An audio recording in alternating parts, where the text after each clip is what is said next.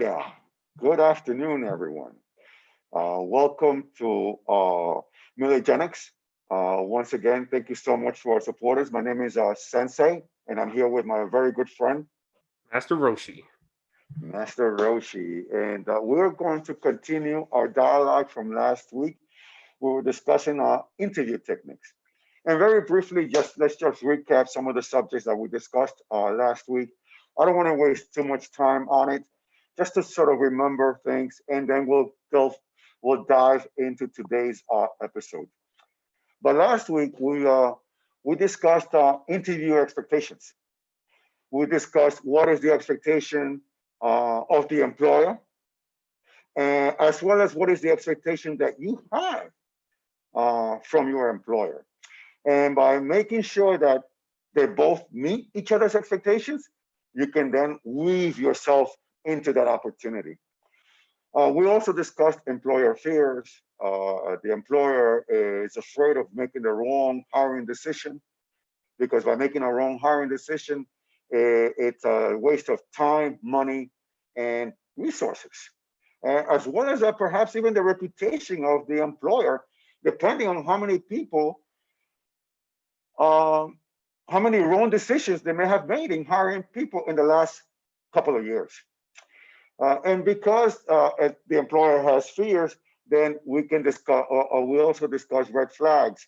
Because if the employer is afraid of certain things, then it is your job to put those fears at ease. Example: if the employer is afraid that they may hire someone with a negative attitude and someone who lacks punctuality, then perhaps because that's some of the points that employers are afraid of, it is your duty to lower those red flags by displaying a positive attitude and showing that you are on time and you are punctual. We also discussed the employer's language.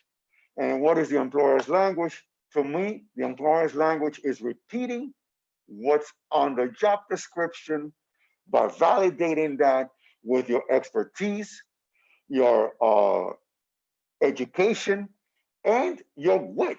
Because remember, you're not going to know everything, but your wit is going to help you fill the other half of the job description that you may not be too familiar with. As well as our body language and communication tips that we also discussed last week, which is what is the right body language and how is your body language so important to display the communication that you want the employer to hear.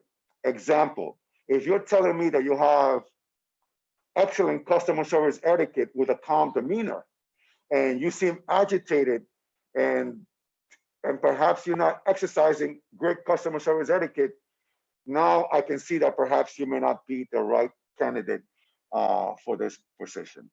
And we also discussed what to do the day of the interview. We discussed that for interview preparation 2 weeks ago.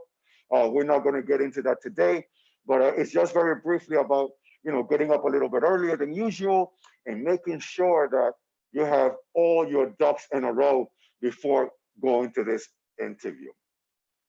And today, what we're going to do is how to skillfully answer questions. I think that's going to be the bulk of today's lesson. I think understanding how to answer those questions can really help the employer understand who you are and whether you're going to be the right candidate for this position. And Master Roshi, I say this with a grain of salt. It is not answering questions. That is not our duty. This is the difference between there's a difference between answering questions and skillfully answering questions. You have to be strategic. Some folks, we get into our heads, oh, just be honest. Go ahead and be honest. And I get it. I'm not saying that you should be dishonest, but you should not go into so in interviews, sometimes I see it as playing poker. All right. And the one who's able to manage their emotions best, the ones who knows how to throw the cards that they don't serve them any good and pick up the cards that they do. This is the exchange. This is the dance that goes on in communications between an employer and a possible candidate. All right. So by understanding that you skillfully have to answer the questions and knowing what the impact might be in the long run of this interview, now you can weave yourself into the position at a much greater paradigm, on a much greater scale. So I think that's what we're going to do today. And to me, I think the best way to answer questions is by giving me a story behind it. And one of the things that I like to do, and one of the things that I encourage everyone to do, is to use the pause statement process. With pause statements, the problem, action, and result. If an employer is asking you, tell me about your customer service etiquette, sensei.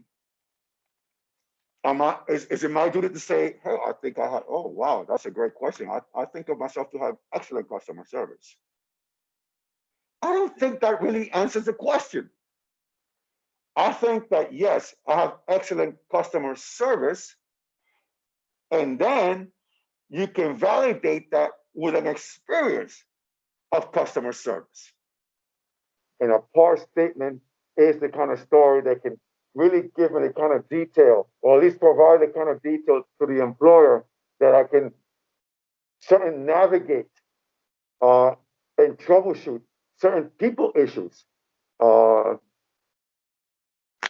organically on the spot. And by doing so, I can provide a better picture. So, what is pause statements? Pause statements is problem, action, and the result. State the problem. The problem should be this. The problem, you should not spend a lot of time on the problem.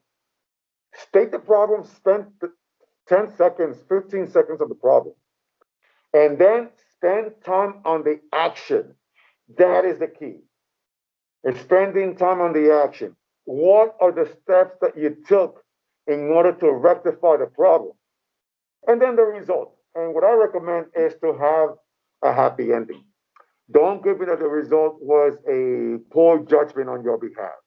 I think that the result needs to be something positive, so that now I can understand that your troubleshooting capabilities are one where you can have a win-win situation where the client wins, but so do you.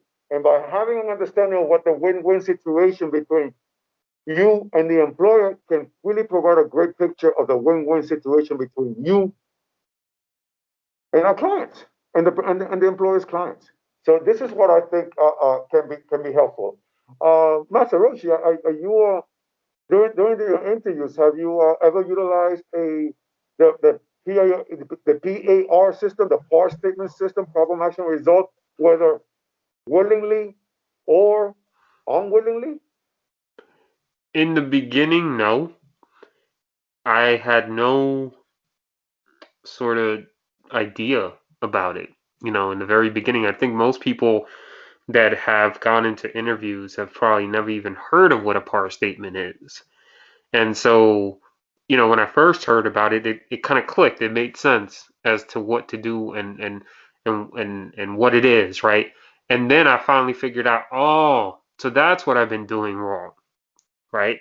And once that clicks, and then you figure out that that's the magic sauce, that's what makes the whole thing just start to unravel. And then you start to realize, okay, this was the missing link. This is what I need to change in order to make it through the interview and get the job.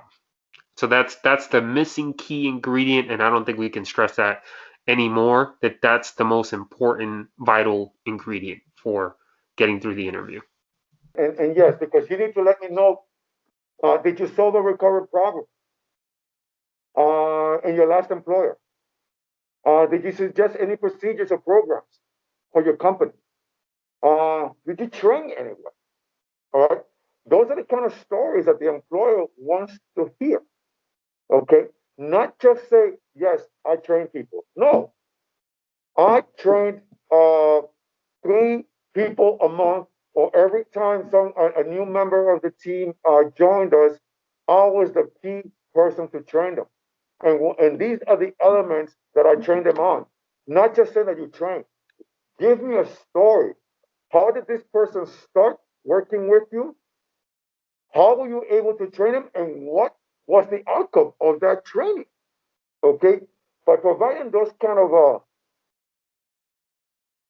stories, those kind of visuals, all right, the employer has a much better understanding of the kind of thing, of the kind of service that you're able to provide. And another thing that I think it's important is that in everything that you discuss about your strengths, about your ability to do a great job, is by thinking money and thinking time. By thinking money and time, meaning you save money or you save time, then now I can see you as more efficient and effective. You are the one that, you know what, just get things done. In the past, I have always been known as just getting things done. A lot of people get caught up in the little things. I get bypassed that, and I go right into getting things done because I think that's what's most important. I had an employer tell me some time ago, one of the things that I like about you, Sensei, is your ability to just get things done. No complaints, no issues, just fixing it. Okay, and by and by providing figures, by providing the kind of time that you save, can really provide a great picture of you. And always remember, if you save time, you save money. Many people think that saving time is saving a great length of time. No, you can save a process. One or two clicks, 10, 20 seconds, 30 seconds, a minute of a process that you do repetitively throughout the day. Now you may have been saving an hour worth of labor daily. When you put that a week, it's 5 hours. When you put that a month, it's 20 hours. When you put that a year, it's probably a part-time salary. That is what you're actually saving now. So that is the key. I think is one of the key components is trying to provide the kind of savings that you provided in time and money to really have the employer understand your worth. Okay. Now, when you're answering questions, be specific. Okay. Be specific about exactly what you're about to strategically explain to the employer, and make sure that as you're being specific, that you also are positive. So, what is the specific? Give plenty of details and connect those details to the actual job description. Make sure that you know your resume back and forth. The last thing you want to do is the employer to ask you about a question in regards to your resume, which is your employment history, and you don't remember. Okay? That is your history. No, it's nobody else's history. It is only yours. It is your responsibility to know every single aspect of it. And so, because of it, I think it's important that you review it, you study it before the interview. And, also, by you being an effective listener and writing things down, it can help you answer future questions. Sometimes the employer telegraphs the answer. And without them knowing, they may have poor training, they may not be great at the art of the interview, and they may tell you what they want from you. So, example, let's just say, Master Roshi, you're looking into an interview, and the employer is saying, one of the things here that we value at ABC is strong work ethic. What is your work ethic like, Sensei? Guess what I'm gonna say? It's a strong work ethic. Okay, they may not ask me right away. That might be the introduction of the interview, and then half an hour into the interview, the employer might ask, "So, Master Roshi, what is your work ethic like?" And now you can respond and say, "I think I have a strong work ethic because," or, "and this is why." And now you provide in specific details regarding that position. I also think that it's not a good idea to talk too much. Let the employer speak. Okay, yes, you should be doing much of the talking without interrupting the employer. All right, and focus on the employer's needs always. And how do you focus on the employer's needs? I tell people over and over again by focusing on the job description. That is where the employer's needs are at, in the job description, in the mission statement, and the research of the company. And by doing so, I think that you can really understand and you can really convey the message in order to close this deal. And by doing that, you can also, um, by doing so, you can really provide a great picture of your talent, your skills, your passion, and your positive attitude. You know, um, one of the things I also like to say to the people that I'm helping with interviewing is when you are in the process of interviewing, be organic and ask questions while it's happening. Don't wait till the end. But if you are a little bit shy and you may not want to interrupt and you may not want to, cut the flow of by asking questions, I recommend to have maybe 10, 15 questions to ask prior to the interview. This is preparing while at home. You don't have to ask all 15 questions. But during the interview, a lot of those questions may be asked or may be answered, better yet. And if you are diligent and a professional, you need to cross out any questions that may be answered organically without the employer knowing. And at the end of the interview, when the employer says, "Master Roshi, do you have any questions?" By you having a crossed out list, now you have 3, 4, 5 questions to ask the employer, and that can give you the level of preparation that you need to convey to let the employer know that you are a true, you can become a true member of the team. And one of those questions that you need to prepare for is, of course, is the "tell me about yourself" question. We discussed it a couple. We discussed this last week, or 2 weeks ago, I think it was. The "tell me about yourself" question. I think that is going to be the key component to have a strong opening to give you an opportunity to have a strong 1-2 hour interview during uh, during your time with the employer. Okay. Um, Another question that they may ask is, "What is your greatest strength?" One of the things that I like to focus on is the number one bullet on the job description usually is the greatest needs. All right, the first three bullets are usually the greatest needs, and that's what I focus on, and I weave my strengths into that particular need. When you're asked what is your greatest strength, Master Roshi, is there any particular way that you like to answer this? I know for me, I like to focus on the job description and that first bullet or two. But many people have different ways, different strategies. Um, I am not the I know a lot about how to interview, how to help people, but I also am humble to learn from other ways to do this. Do you have any particular strategy to deal with this question, Mr. Rose?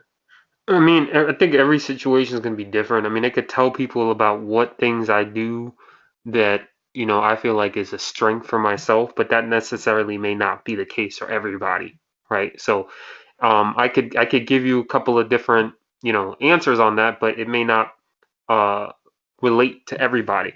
So what I would encourage people to do is to really do a self evaluation of yourself and really figure out what things are you really good at. And if you do, and if you still don't know, and you've got like a manager or something, ask them, hey, what do you think I'm really good at? You know, and I just want to get your valuable input on something like that. I'm trying to work out, what I'm really good at, and just having a hard time. What kind of things from your point of view do you see? Because I think a lot of times we're biased and we might think that we're really good at certain things and we're probably not. And we might be really good at other things. So I think it's also good to get somebody else's input on that. So that's what I would tell people to do, is to sit down, really think about all the things that you do at work or just you just do in general, and then pick out a couple of things that you could be good at. It could be organization. I'm a neat freak. So I go crazy if I can't find where certain things are. So I try my best to put things in order, and it doesn't have to necessarily be in a physical sense. It could be in a digital sense, right? Like you have folders for everything. You keep notes of, when you go out shopping for food. I know that's kind of a general thing, but you can apply that to work, right? I had a manager. She had an interesting system on her desk. She had sticky notes, right, for all the things that she had to do. And then whenever she finished something, she crossed it off and threw away the sticky note, right? Now, I wouldn't throw the sticky note away because at the end of the year, if you put that down, you have a list of all your accomplishments that you've done, right? So those are things I would say that I've seen other people do that they have strengths in. So yeah, I would just encourage people to do a self-evaluation, really sit down and figure out what you're best at. Okay, right, Mr. Rocha. That's a great strategy. And you can, and if you're and if you're unemployed, let's say, ask your loved ones. Okay, what do you think I'm really good at? I think that can also be another adaptation to that question. One of the things that I like, one of the things that I like to say is that we have many skills. We're not good at just one or two things. We're good at many things. And what I like to do is that I like to align my strengths with the employer's needs, and then after I align my strengths with the employer's needs, I add a particular strength that I'm proud of, and now I'm adding additional value, and by doing so, now the employer might feel that they're getting a bargain. Okay. After all, we all like to get a bargain. If you're looking for a job that's going to pay you 60,000, but you display $70,000 values, the employer might feel like they're getting they're getting a great deal by purchasing your talents and your expertise. Um, another questions that they may ask you that you have to be aware of, because this is the world of change. We have never changed so much as in the last 50 or 60 years or so. There has been a record spike of change that it has been unprecedented throughout the centuries in humanity. So, because of it, our greatest skill set today, one of those greatest skill sets today, aside from leadership and customer service and all that great stuff, is adaptability. You know they're going to ask you questions about adaptability. Now, if you're going for a job, it may not be so much, but if you're going for a career-driven job, adaptability might be the key. Okay, changing softwares. Okay, training, sensitivity training. Kind of roles that we're now playing as we weave each other into this new way of doing things. Uh, right now, if I wouldn't have been able to adapt to this new environment, I will be a dinosaur. Okay, so what do I do? One of the skills that I also pride myself in is my ability to adapt and be flexible with the to my circumstances. Okay, I quickly can pivot left and I can quickly pivot right. Okay, but one thing for sure, I will not stay still. All right, because by staying still, you're not growing. I heard something this weekend that kind of stuck to me, man, and it kind of doesn't have anything to do with what we're saying right now, but I think it's so important to our viewers.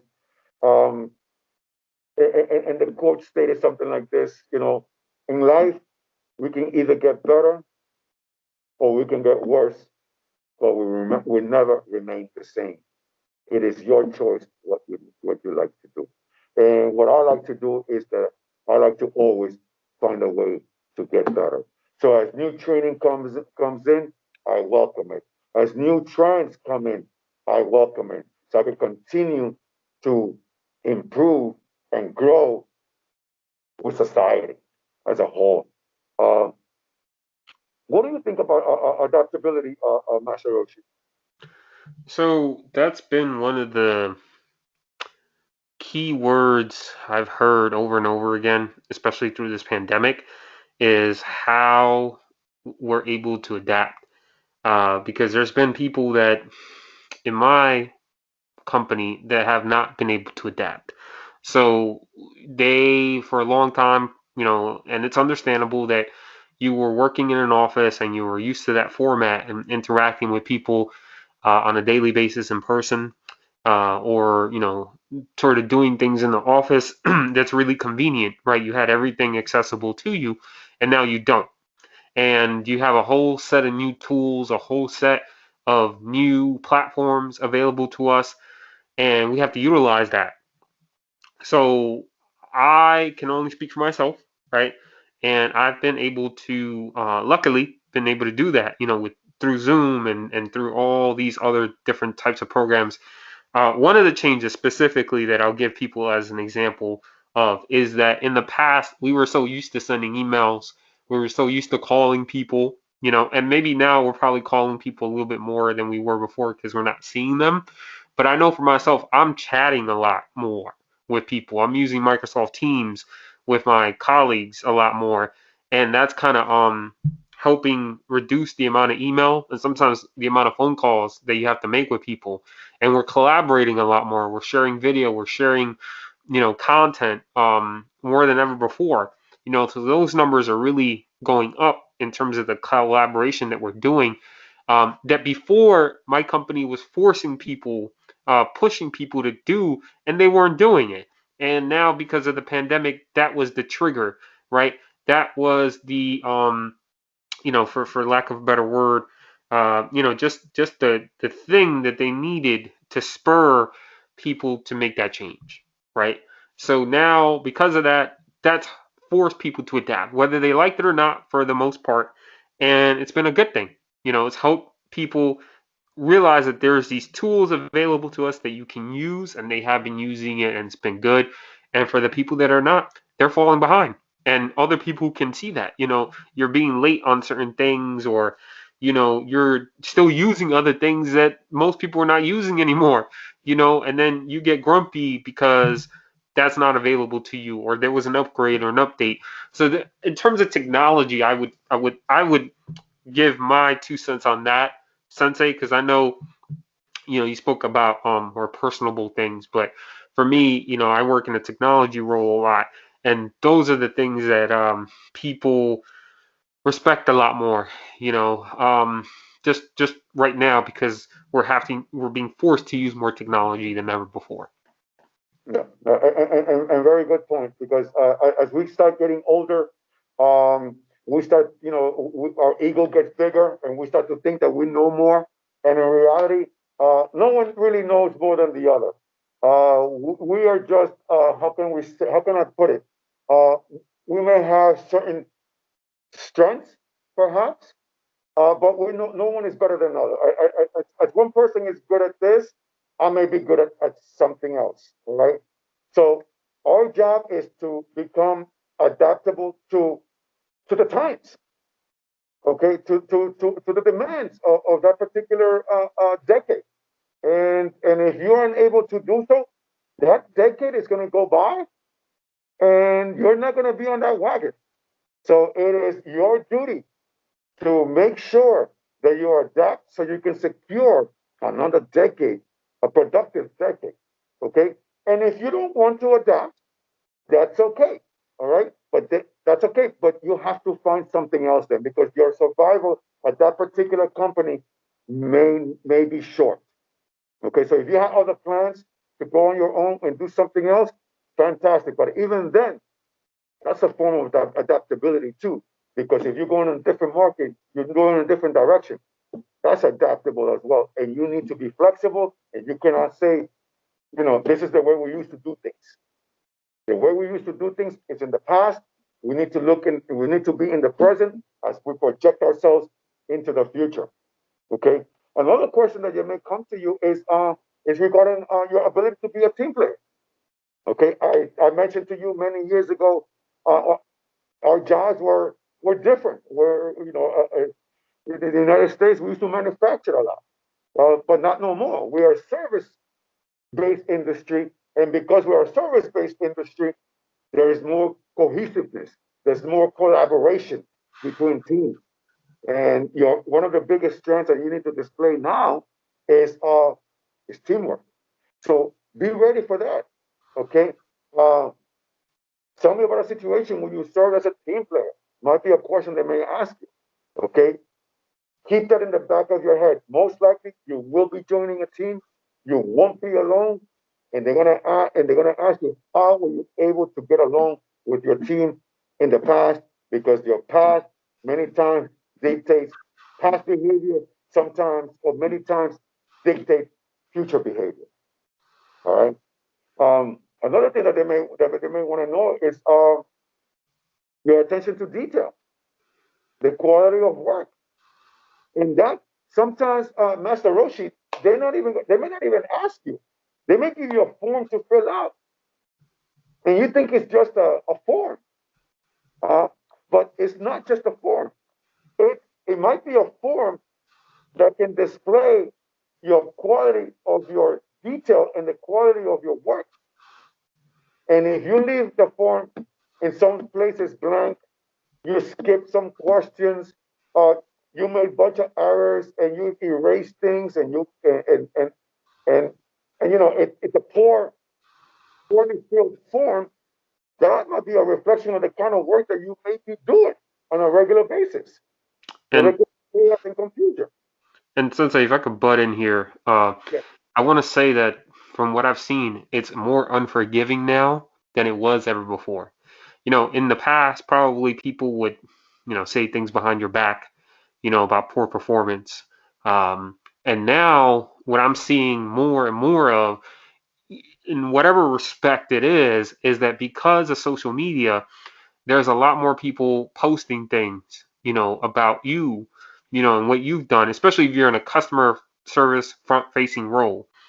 One quick example I could give you was my neighbor was telling me about an incident where he was working at FedEx and he was trying to get a package out, last minute. They're about to close, very important package. And literally, as my neighbor is trying to send out this package, the customer is writing a review about my neighbor's, miracle, kind of work that he's doing, amazing work that he's trying to get this package out. And as he posted this, his his manager, above him called and said, "What is this? You got this great review. What happened?" So we're living in a world where we're getting instant feedback, right? And we almost can't control it. So that's another thing I would say that kind of ties in the collaboration and the customer service, and the technology aspect of it all in one sort of package. No, you made a very good point, Master Roshi. Right now, due to technology, everything has been magnified, the good and the bad. And this is why people can get ahead really quickly, or people can get depressed really quickly, because everything is magnified. If you have a lot of friends, now due to social media, you'll have a lot more friends. If you don't have any friends due to social media, they'll know that you don't have any social life. So everything has become magnified, and there is nothing wrong with it. Okay, as long as you're able to manage that magnification. Okay, but let's keep going, because that will be another topic that we can get into, and I'm sure we're gonna discuss it in the next weeks to come. Okay. Um, when we were discussing this topic today, Master Roshi, you mentioned conflict resolution, and I think conflict resolution is going to be a key component. Okay, that's part of teamwork. You're not always going to get along with your team. I don't always get along with my family. Okay, I can't get rid of them. They're mine. They're mine forever. So conflict resolution has to be a key component in keeping my family together. And because of it, your extended family, it's in the workplace, even in this virtual world that we now live in. So conflict resolution, I think, can be a key component. Now, another thing that I noticed, Master Roshi, and you know, it I have to be aware of it. Maybe it's me. I'm not sure, but a lot of people who are now spending, some people are spending more time alone with than others. Okay, I'm spending time alone, yes, uh, but I go out for my walks. I go hiking and I spend time with friends on weekends. So there is an outlet of frustration that I have a system to let my frustration out. All right, by my walking, my working out, and things like that. I notice that other people do not have that outlet. They may not move their bodies. They may not have a lot of interactions with other human beings. And now they're becoming inward. So now it seems like I'm noticing that it seems like people are getting agitated a little quicker. Uh, and they display these emotions on email by snapping. And it's like a micro snapping, but I can sense that there's something, it's a level of frustration here. But what do I do? I manage my emotions. So I respond in I don't fall for those kind of traps. Okay. I respond in a very amicable manner. And many times after we do an exchange in an amicable manner, they start easing off because I think they start realizing that, sensei, I have nothing against sensei. And they just kind of back off a bit. But I notice that people are becoming very quick to snap on emails now. And one of the things that I like to do is that whenever I feel that surge of energy coming my way, I stop. I don't respond. I walk away. I have a glass of water. I'll take a walk, do something, stay away from for 10, 15 minutes, maybe an hour or two if you can, if your time allows you to. So you can let the emotions settle and your and your what is the word that I'm looking for? And your logic to take over. Okay. And now you can have a better response. And now now you're the conflict resolution expert. Okay. Because by me doing that, I'm actually resolving conflict that maybe others might be seeking. All right.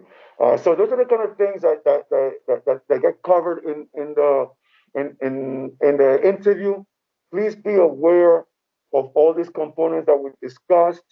Uh, by you understanding the job description, by you weaving your strength into them, by you showing how flexible and reliable you are, by you allowing yourself to let them see your ability to deal with conflict, I think that can really help you in your selling in your selling technique to the employer. And also, I think that another question that they may ask you is your career orientation. Where are you going in the next 5 years? That's a question that you get all the time. 5 years from now, 10 years from now. All right. The things that people say, Master Roshi, it's incredible. Okay. I remember years back, I was trying to get somebody to work for me. Okay, it wasn't a high skilled job, but it wasn't a low skilled job either. It was sort of like a mid skilled work. Okay, and one of the questions that I asked was, "What do you want to do 5 years from now?" And the answer was, "I want to be a rodeo clown." And I just couldn't believe it, Master Roshi. All right. There's nothing wrong with being a rodeo clown, and there's nothing wrong with it. Okay. If that's what you want to do, that's great. Okay. That's what you want to do. But if you're coming in for a particular role that is conservative, white collar, mid skills, decent pay, and you telling me that I'm going to spend my resources, my time, uh, to train you so you can be a rodeo clown from 5 years from now, you just lost the fit. All right. So be aware. Know your career orientation. See, let them see that this is part of the building block that you're creating in order to climb your particular career ladder. So that way they can see that your goals, your agenda is aligned with their goals and their agenda, and now they can make a match. Okay. So be aware of those kind of things.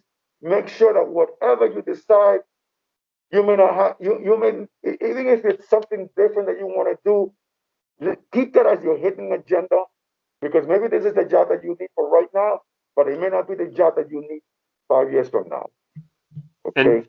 and Sensei, I think if I could add something there, and I know in the past I've been sort of victim to this, but I think one of the disclaimers I would tell people is don't offer more information than you need. And I think that's kind of, through the literature that we have, that we reference, is that a lot of times people offer too much information and that can get you into lots of trouble. So it's funny because to me, the interview is almost psychological warfare in a sense, right? You're sort of going toe to toe, wit to wit with someone, and that person's trying, really, the interviewer is just really trying to get an understanding of who you are, where you've been, and where you're going. And you gotta sort of play it safe a little bit, because there's certain things you just don't need to share, right? They're just like that, like what you gave in as an example. And the questions that have been created with that purpose in mind, is to understand, you know, if you have a different alternative motive as to why you're coming to this, company or employment. So you have to have that in mind when you're going to the interview, that there are questions designed to do that. And you have to sidestep those questions and make sure that you don't fall victim to them, because that's why they were created. So that's what I would just say, in that regard. Absolutely. Like I mentioned to you, Master Roshi, and like I mentioned earlier, this is about strategically answering questions. Okay. We hear this all the time. Be honest. Just go in there and be honest. No, I'm not saying to be dishonest, but know how to keep things to yourself. The interview is a game of poker. Don't let them see your cards. Don't walk into that game and say, here, these are my cards. No, keep them and then share one at a time. Start throwing them out. Okay? If it makes sense. If it doesn't make sense, keep the card. Okay? And then now we're playing a game. Now it's fun. As opposed to you coming in and say, these are the cards. Now there's nothing. Okay, so another question that I like to ask is about stress related questions. And stress related questions, it's very important. Okay, because you're going to be under stress, and people and employers understand that they need folks that, even though they may be stressed, they may be able to continue with their daily responsibilities and get shit done. Okay, and many times the way you handle the interview is the way you handle stress.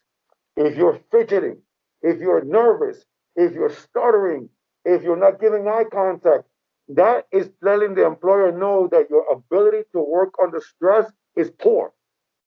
But if you stay with a calm demeanor, you speak slowly, give plenty of details, you're working well under stress. One of the ways I like to answer whenever I be asked that question. So, Sensei, um, you know, how do you handle pressure? How do you work under stress? And one of the and many times I smile and I say, well, how am I doing right now, Mr. Employer? And at that moment, I laugh a little bit, and then I go and provide a complete poor statements of my ability of how I worked under stress in the past. But I like to always break the ice by saying, how do you think I'm doing now? I'm just kidding, and then go right into the topic. Okay.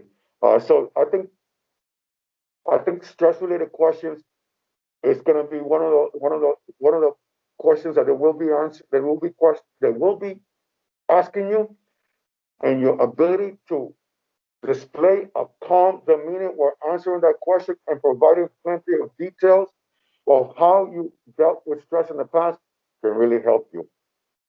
And another question that can really come into the interview is, tell me about your greatest failure. They don't care about your failure. People think that, oh, I remember the last time, I don't know, I got fired. Okay. What's that? They don't care about your failure. This is not a failure question. Yes, it sounds like it, but this is a way to bounce back from failure question. That is what that question is about. So tell me about a time when your greatest failure and how you were able to bounce back. Now, keep it professional. Don't talk about your divorce. Don't talk about health issues. No, keep it professionally. I remember a time when I was working on this $5 million project, and I had a particular deadline, and and I missed the deadline. Okay, that's not it. Now it's, how were you able to bounce back? What did you do then? And what are the steps that you incorporated into your everyday routine to avoid from failing again? And that is some of the key components in the interview to allow the employer know that even though you might fail, even though you might be disappointed, you don't fall apart and you continue pushing forward with your tasks, you continue moving forward with your responsibilities, and you just get things done, Master Roshi. I want to ask you, have you ever been asked that question about failures?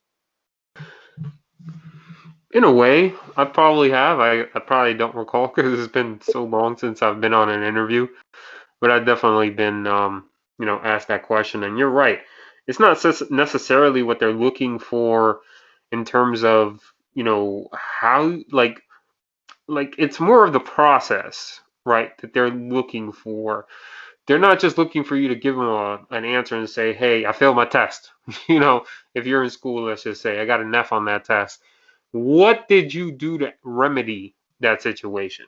It's not you just gave up and, that was that and you moved on, because then that's to them a perception of how you're going to treat whatever it is that you come across in terms of the job. They give you a task, you didn't do well, and you say, oh, yeah, I'll give up, and that's it, and you just move on to the next thing. No, they want you to figure out what you can do to make it better. And that's what the end game is. That's the goal of most of these questions. They have a purpose in mind, and that's what they're looking for. So that's what they want. And if you're able to do that in a meaningful way, you'll edge out. Amongst the competition, people that are looking for that position. And if you can't, you're not going to cut it. So I think this is why it's so useful a lot of times, because Sensei, for me and you, when we used to work together, we couldn't understand why people could not pass the interview. And a lot of it was just common sense. But unfortunately, it's not common. And that's the run of the mill problem that a lot of times we get with people, is that we, from our experience sometimes or our understanding of how things work, we just assume, hey, like, you're not supposed to do this or not supposed to say that, but they end up doing it anyway. And hopefully, by some of the things that we're telling you today, you can overcome those issues. But it goes back to what we've been saying since we started all these episodes, is that comes down to practice, comes down to preparation. If you don't have all those things in place, you are not going to know what to talk about, or you're going to talk about the wrong things, and they're going to come and hurt you. There you go, Master Roshi. So the key is to prepare your answers thoroughly, do plenty of mock interviews, practice often, so that when you are responding, now it comes off natural, truthful, and believable. As opposed to if you're being asked this question for the first time, then you may not be able to answer in a way where it displays a natural, truthful, believable aspect about yourself. So, plenty of mock interviews, I recommend. I recommend going to interviews that even to jobs that you don't want. Go for the practice. Practice, practice, practice. Okay? If you don't get it, it doesn't matter. But what about if you do? Now you have a choice. Do I accept or not accept? But at least you're in a better position than you were if you just decline. All right. So try to focus your attention on your success factors and its related accomplishments. Stress the positive, stress the future, and that should be your sole focus. Um, another question that they may ask you is, do you have any gaps in employment? Okay. Another question they may ask is, what are you doing now if you are unemployed? I recommend if you anyone if anyone loses their job moving forward, your key, okay, is to prepare yourself for the next job. Yes, look for work, absolutely. But while you're looking for work, how are you preparing yourself for the next job? Attend volunteer opportunities. Uh, um, you know, go for any kind of internships if you can. Uh, attend training. By doing so, it's telling me that you're keeping your hard skills sharp so that when you are able to find employment, you're able to fit right in. When we are stopped exercising basic work skills, you don't know how long it might be that you might be unemployed, and 3 months, 6 months might pass by. When you actually go for an interview, you don't have as much to offer as if you are actively training. Okay, but you staying actively training, you are staying actively sharp. If an employer likes somebody that hasn't worked in 6 months, but also like somebody that's presently employed, and they have these two folks, all right. Some people might say, I might give it to the person that's unemployed because this person already has a job. Yeah, that's very nice of you, but the logic behind it is this person is exercising conflict resolution, customer service, um, database management, whatever it is, and this person has not. So by attending employment, you'll now have an equal, how can I put it, an equal race, I guess, or an equal opportunity to really propel yourself into that, or weave yourself into that position. If you have any kind of tickets, any kind of background, maybe you've been arrested, whatever it is, this is the time to start sealing those things or start addressing that question. Okay, why why did you get why were you arrested? Why did you serve time? Have an answer. Okay, and start prepping now. Don't say to yourself, I hope they don't ask me that question. They will ask you that question. Prep for the question, have a delightful answer, and give it to them. Okay, and like I said before, it's almost like problem, action, result. State the offense. Yes, it is what it is. You screwed up. Don't blame it on anybody else. You did what you did. But this is how much the problem. How much effort did you create in order to rectify that problem and to become a better person? And now the result is you, the person that's before this possible employer. Okay, many you perhaps you may have taken time to take care of a sick relative. Have a question, have an answer for that. Have a story. Okay, that's especially now during this pandemic, many folks have been caring for their parents. Many folks have had to leave their job in order to take care of their children. Okay, so address those gaps so that you can properly give yourself an opportunity to propel yourself forward. All right. So go to your local precinct and start finding ways to address those convictions or your conviction history. Now, once the interview, be careful with the once there's this question about money. All right. Many candidates when they're being asked, what do you have any questions for me? And the first question they ask is, how much do you pay? That should not be your first question. You will get that question answered. You don't have to ask. They will give you that answer. All right. But make sure that you spend time selling yourself so that the employer can give you the best offer. Spend time telling them how wonderful you are so that the employer starts thinking money and starts thinking that this is where you need to be. You don't want to cut yourself short by asking those kind of questions when the employer is still navigating how much they should pay you. Every position has a starting, medium, and high. Starting, okay, you might be an entry level in this position. You might be mid level or you might be high level. And every industry has that. Bus drivers, okay, you may have just passed your exam. You're a bus driver but no experience. Or you can be a mid level bus driver, or you can be high level bus driver where you've been driving for 10 years. Same thing for accountants. Same thing for many other industries, nurses, and on and on and on.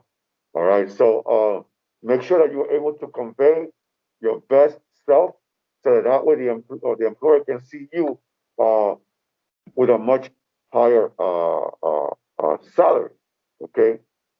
So I think by understanding those key questions, those key answers, can really help you deliver an outstanding interview. And then at the end, when you close the interview, uh, give a powerful statement. It's almost like giving your pitch all over again with different words at the end. Let them know how excited you are. Let them know how much fun you had during this interview. Continue bringing life to it. Okay, that way you start powerful and you end powerful. Many times we don't remember the middle. We remember the beginning and remember the end. So by having those two, the powerful, start statement and the powerful ending statement, can really provide a clear picture of how you are able to land that awesome opportunity. All right. So practice, practice, practice, practice out loud. Do plenty of mock interviews. Repeat the questions over and over again. Answer the questions over and over again. Take notes. Try to determine the style of the employer. Always take the second interview if they want you to come back for a second interview. If they want you to stay for a second interview, stay. Okay, the stars are aligned. Don't don't wait till another day where the stars may be quite aligned with you. And psych yourself up. Okay, psych yourself up. Be your own cheerleader and keep your anxiety out of the way. Preparation is the key to keep anxiety out of the way. Nowadays, but especially now by living uh, in this virtual world, it might be a little bit more difficult to hide your anxiety. I get it because we're dealing with less and less people nowadays. Uh, but try to do your best to try to hide that anxiety. And one of the things that I like to do in order to hide my anxiety is by saying that I'm excited as opposed to be I'm highly anxious or I'm afraid. I went skydiving 2 weeks ago, Master Roshi. Okay, and all I kept saying to myself is, I'm excited, I'm excited, I'm excited, so that way that experience can be full of excitement. Okay, so by psyching yourself up, you can really portray the emotion that you want to portray. Another thing that I like to do during the interview is that if they offer you water, Master Roshi, take it. Take the water. Take the coffee. But be strategic with it. If you're having a hard time answering a particular question, take a sip of water. That will give you the next 2, 3, 4 seconds that you need to collect your thoughts and deliver a powerful answer. Okay? If you're in person, try to get a business card. That way you have all the information there. There's right spelling of the employer, the right spelling of their names, their addresses, email addresses, their website. Everything will be there. And if you feel for whatever reason that the interview didn't go well, all right, maybe you can say at the end, is there anything about my background or interview skills that will make you hesitant to hire me? There's nothing wrong with asking that. And then at that moment, the employer might say, yeah, there was one thing that I was not too sure about. Now you just gave yourself an opportunity to seal that gap that the employer had internally in their minds. So before the interview closes, or right before it closes, I think that's a powerful question to ask. And of course, please send a thank you note. Okay, you're not kissing ass. You're not. You're being grateful. They didn't have to call you. They really didn't. They could have had anyone else. They could have sent an email to anyone else for that particular to let you to call you in. All right. So be grateful for that opportunity. And also, because many people do not send thank you notes, you can be the only one that does because no one thinks it's important when I think it's important. I've made I was in real estate and I was able to make deals by sending a thank you note. All right. Do you think thank you notes have a particular importance during this interview process, Mr. Roshi? Absolutely. I think that there is a tradition to doing this that you can't say to yourself that you don't want to do. Because the moment that you do that, you kind of strike yourself out in a way.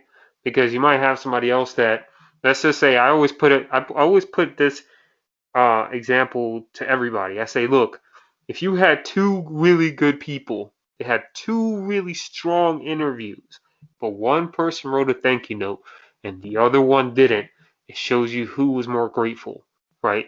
And that's always the person that I'm going to pick. So I can't recall if I've ever been in that situation where I had two really strong people and I had to weigh, one over the other. But that's a simple way to do it. I always appreciate the fact that people do that because again it shows me gratitude, and gratitude is a hard thing to come by, especially when you get up there in your career and you feel like certain things are almost given to you as opposed to earned or deserved. So I always feel like it's always a nice little touch at the end, when they do that. Also, it shows you, it could be a number of things. It could show you a person's grammar, spelling, and all those other things that, could be critical to the position. And it shows, how much time and effort. I think I've had people send me like, I love when people send me thank you cards like in the mail. Emails are so easy to come by, and those are always good. But that little touch, it just makes me feel bad sometimes when I can't pick the person, even though they sent me a thank you letter by mail. It makes me feel bad. But I save them, because you never know down the line when that person, there might be an opening and you could use that person. You could say, well, I couldn't use them then, but I got something else that opened up that I think will be good. And just the fact that they did that little bit of special, touch to, that, I can always recall that for the most part and remember to call that person. So yes, those things are important, even though they seem minuscule, and I feel like that, for the most part, you know, sometimes you feel like those things have kind of lost their, they've been kind of washed out or washed away. But no, to me, anytime you can keep that little bit of tradition, always helps you. Yes, and when I say thank you note, Master Roshi, I meant thank you note. I didn't mean a thank you letter.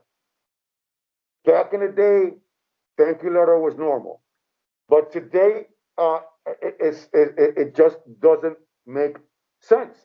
Why? Because the amount of information that we now have, for me to read a thank you letter, I'm not going to read it.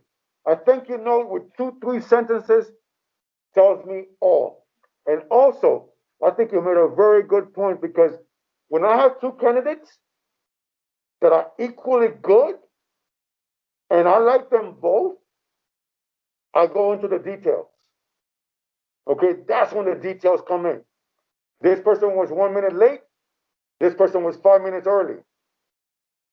This person had a powerful selling pitch.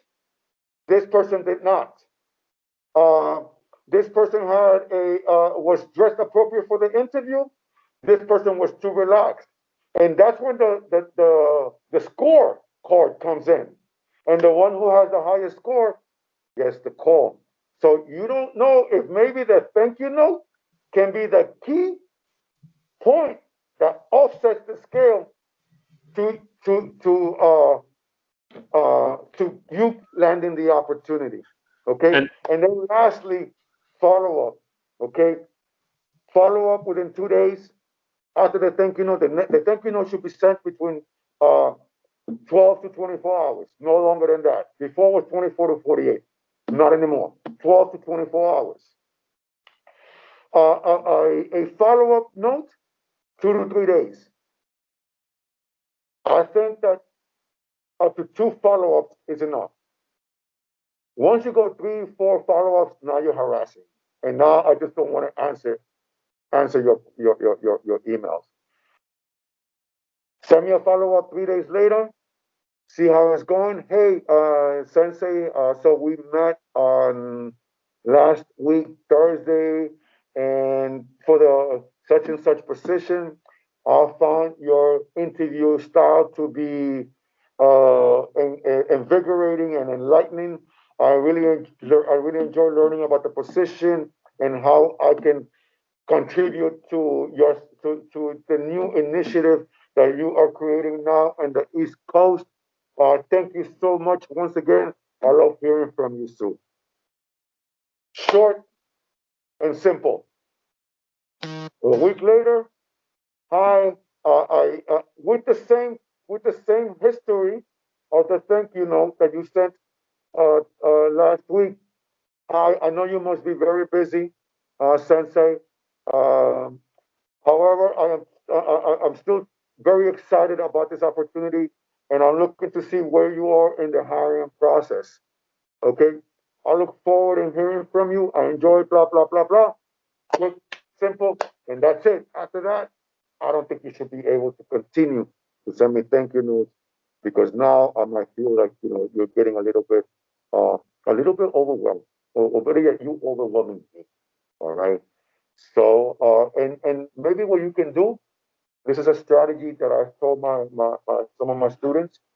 If you really enjoy the job, or better yet, the interview, and you really felt like you went to several interviews but you still didn't get it, that you feel very strongly that that could have been yours,